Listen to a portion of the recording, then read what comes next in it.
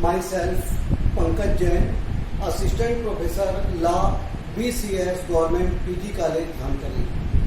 आज मैं LLB part 3 second semester के छात्र छात्राओं के लिए उनके पाठ्यक्रम दीवानी प्रक्रिया संहिता सिविल प्रोसीजर कोड के अंतर्गत एक महत्वपूर्ण चैप्टर विचाराधीन न्याय डॉक्ट्रिन ऑफ रेस सब जुडिस के बारे में बताऊंगा। विचाराधीन न्याय का सिद्धांत, डॉक्ट्रिन ऑफ रेस सब जुडिस, विचाराधीन न्याय के सिद्धांत को दीवानी प्रक्रिया संहिता की धारा 10 में बताया गया है। सर्वप्रथम हम ये जानेंगे कि विचाराधीन न्याय होता क्या है।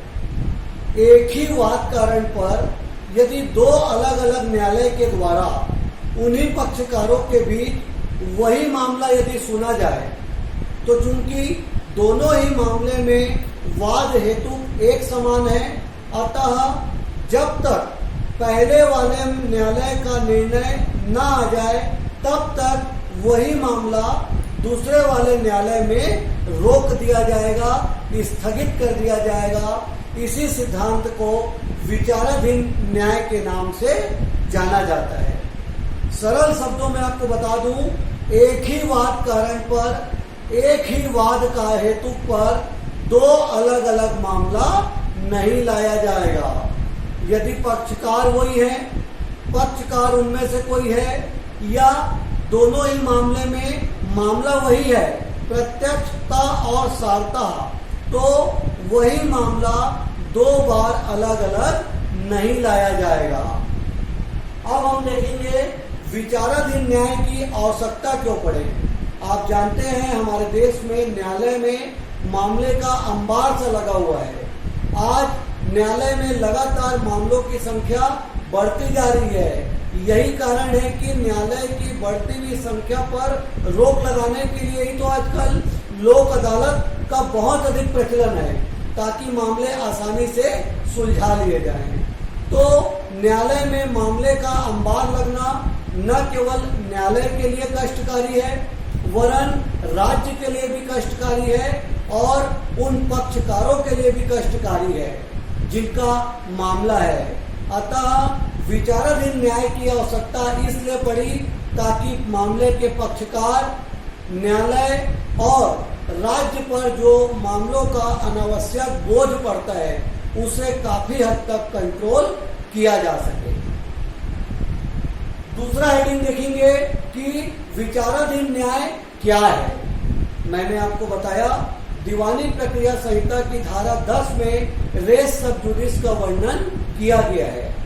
विचाराधीन न्याय से तात्पर्य है, जब धारा 10 में जो बताया गया मैं आपको बता रहा हूं, यदि किसी एक न्यायालय में कोई ऐसा मामला लंबित है जो प्रत्यक्षता और सारता वही मामला उन्हीं पक्षकारों के बीच यदि किसी अन्य भारतीय न्यायालय में भी लंबित है, तो चूंकि दोनों ही न्यायालय यदि मामले का निर्णय करने के लिए सक्षम है, दोनों को अधिकारिता प्राप्त है, तो चूंकि दोनों ही न्यायालय में मामला प्रत्यक्षता और सारता एक समान है, एक ही वाद कारण पर है, एक ही वाद हेतु पर है, उन्हीं या किन्हीं पक्षकारों के बीच है, तो ऐसी स्थिति में जब तक पहले वाले मामले का निर्णय न हो जाए तब तक बाद वाला निर्णय रोक दिया जाएगा।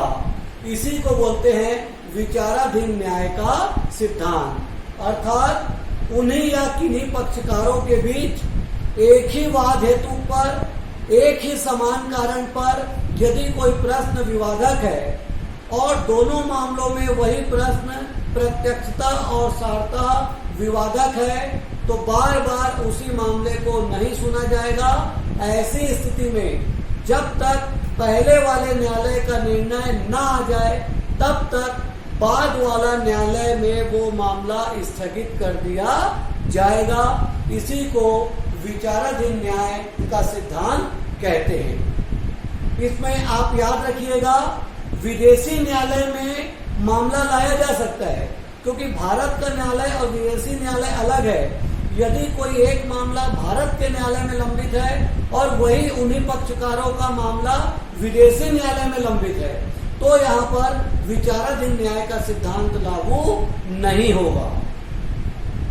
अब देखेंगे विचाराधीन न्याय की आवश्यकता क्यों पड़ी, क्या उद्देश्य है इसका। तो पहला, एक ही वाद कारण पर दो मामला ना आए। न्यायालय के पास मामले की भरमार है, यही कारण है कि एक ही वाद कारण पर दो अलग अलग मामला ना आए। इसी कारण विचाराधीन न्याय के सिद्धांत को अपनाया गया।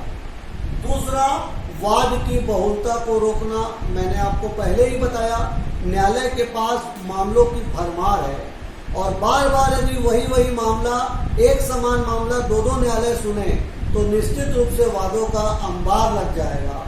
अतः वाद की बहुलता को रोकने के लिए ही यह सिद्धांत पारित किया गया। और तीसरा, वादों का अंबार न लगे। न्यायालय में अनावश्यक वादों का अंबार न लगे, केस की संख्या न बढ़े। यदि कोई मामला उन्हीं पक्षकारों के बीच है, एक ही वाद कारण पर है, एक ही प्रश्न पर प्रत्यक्षता और सारता दोनों वही मामला है, तो ऐसी स्थिति में वाद वाला मामला रोक दिया जाएगा। इसी सिद्धांत को दीवानी प्रक्रिया संहिता की धारा 10 में विचाराधीन न्याय का सिद्धांत कहा गया, डॉक्ट्रिन ऑफ रेस जुडिस का सिद्धांत कहा गया। यह सिद्धांत वाद की बहुलता को रोकने में एक बहुत ही महत्वपूर्ण सिद्धांत